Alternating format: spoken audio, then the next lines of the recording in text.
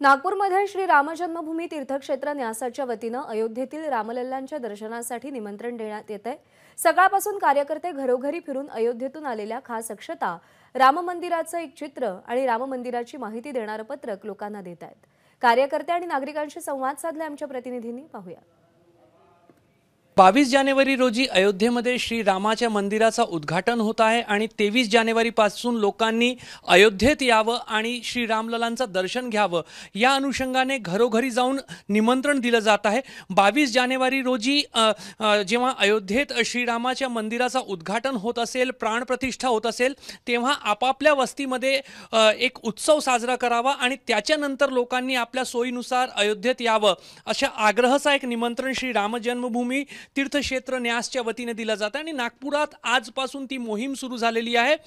कशी ही संपूर्ण मोहीम आहे, 1 जानेवारी ते 15 जानेवारीपर्यंत ही मोहीम राबवली जाणार आहे आणि तुम्ही सर्व घरोघरी फिरतायत।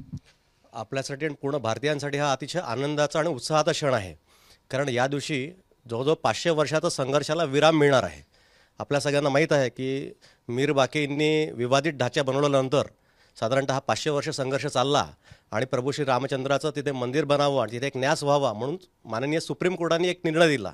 त्यानुसार या न्यासाच्या माध्यमातून सगळा कार्यक्रम आपल्या पुढेपर्यंत येतो आहे आणि 22 जानेवारीला तर फार गर्दी राहील तिथे, मात्र त्याच्यानंतर जाऊन अयोध्येत दर्शन घेता यावं असा एक निमंत्रण आहे। तुम्ही जाणार का अयोध्येत आणि हे किती आनंदाचं आहे की श्रीरामाच्या मंदिराचं एक निमंत्रण आपल्या घरी पोहोचलं आहे।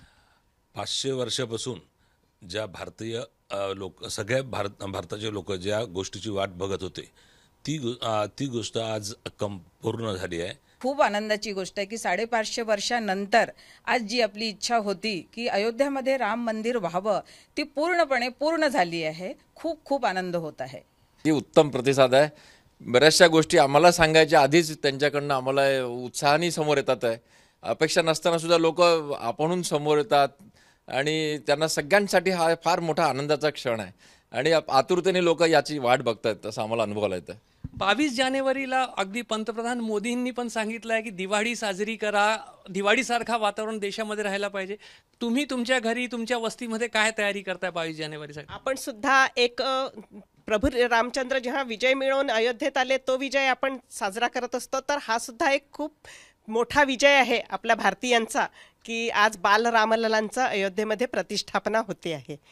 नक्कीच रामभक्तांसाठी खूप आनंदाची गोष्ट आहे आणि तो आनंद लोकांच्या चेहऱ्यावर सध्या पाहायला मिळत आहे। कॅमेरामॅन अतुल हिरडेसह रजत वशिष्ठ, ABP माझा, नागपूर। त्यामुळे 22 जानेवारीच्या अभूतपूर्व उत्सवासाठी सध्या देशभरामध्ये वातावरण निर्मिती तयार केली जाते। ABP माझा, उघडा डोळे बघा नीट।